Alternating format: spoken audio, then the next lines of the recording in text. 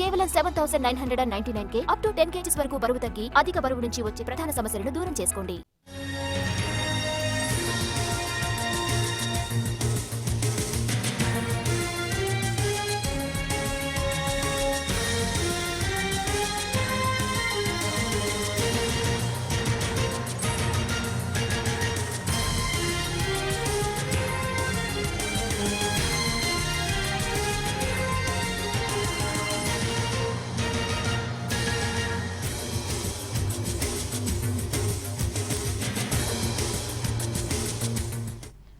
విశాఖ జిల్లా గాజువాక తుంగలం దగ్గర నిర్మాణంలో ఉన్న రైల్వే బ్రిడ్జ్ దగ్గర ప్రమాదం జరిగింది. రైలు ఓవర్ బ్రిడ్జ్ డక్టింగ్ కుప్పకూలింది. 3వ 4 పిల్లర్ల మధ్యలో ఉన్న నిర్మాణం కూలడంతో 7 కార్మికులు గాయపడ్డారు.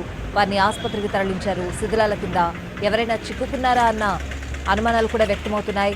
భోజన సమయం కావడంతో కార్మికులు తక్కువ సంఖ్యలో ఉన్నారు, లేదంటే మరికొంతమంది ప్రమాదం బారిన పడేవారు.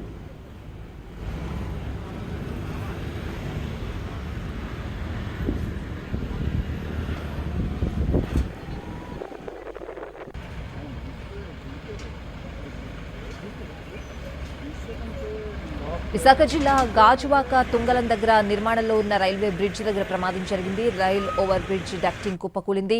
3, 4వ పిల్లర్ల మధ్యలో ఉన్న నిర్మాణం కూలడంతో 7 కార్మికులు గాయపడ్డారు.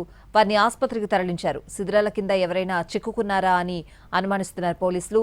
భోజన సమయం కావడంతో కార్మికులు తక్కువ సంఖ్యలో ఉన్నారు, లేదంటే మరికొంతమంది ప్రమాదం బారిన పడేవారు. పూర్తి వివరాలు అడిగి తెలుసుకుందాం. మా ప్రతినిధి చిరంజీవి ఫోన్ లైన్ లో ఉన్నారు. చిరంజీవి, స్వాతి, త్రుటిలో పెద్ద ప్రమాదం తప్పిందనే చెప్పుకోవాలి. అయితే ఈ రోజు ఆదివారం కావడంతో చాలా మంది కార్మికులు ఈ రోజు పనిలోకి రాలేదు.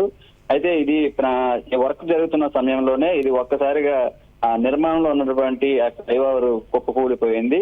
3, 4 పిల్లర్ల మధ్యలో ఈ నిర్మాణం జరుగుతుంది. గత కొద్ది రోజుల నుంచి కూడా ఇక్కడ జోరుగా పనులు జరుగుతున్నాయి. ఈ క్రమంలోనే ఈరోజు ఆదివారం అయినప్పటికీ కొంతమంది సెలవు తీసుకున్న మరికొంతమంది పనిలోకి వచ్చారు. మొత్తం ప్రమాదం జరిగిన సమయంలో 10 మంది ఉన్నట్లు తెలుస్తుంది. అందులో 7 తీవ్ర గాయాలుగా మరొక 3 స్వల్ప గాయాలతో ప్రస్తుతానికి హాస్పిటల్లో ట్రీట్మెంట్ పొందుతున్నారు. అయితే ఒక్కసారిగా శిథిలాలన్నీ కూడా కింద పడిపోవడంతో కింద ఇంకెవరైనా ఉండే అవకాశం ఉందా అనే అనుమానంతో పోలీసులు కూడా అక్కడ కింద చూస్తున్నటువంటి పరిస్థితి కనిపిస్తుంది. అయితే అక్కడ ఎవరు కూడా లేనట్టు తెలుస్తుంది. ఎందుకంటే పనిలోకి వచ్చిందే 10 మంది అని చెప్తున్నారు. వాళ్ళంతా కూడా సురక్షితంగా బయటకు వచ్చేయడంతో కింద ఎవరు లేరని కూడా తెలుస్తున్నప్పటికీ ఇంకా అనుమానం వ్యక్తం చేస్తున్నారు. ఎందుకంటే ఆ సమయంలో వాహనాలు కూడా కింద నుండి రాకపోకలు నిర్వహిస్తుంటారు. ఆ సమయంలో ఇంకేమైనా బళ్ళు కానీ ఏవైనా బైకులు, కార్లు ఏమైనా ఉండిపోయేవా, లేదంటే ఇంకెవరైనా ఉండిపోయారా అని కూడా అనుమానం వ్యక్తం చేస్తూ కింద గాలింపు అయితే చేస్తున్నారు. ఆ శిథిలాలన్నీ కూడా తొలగిస్తే పూర్తి స్థాయిలో మనకి ఒక స్పష్టత అయితే వచ్చే అవకాశం ఉంటుంది. ప్రాథమికంగా అయితే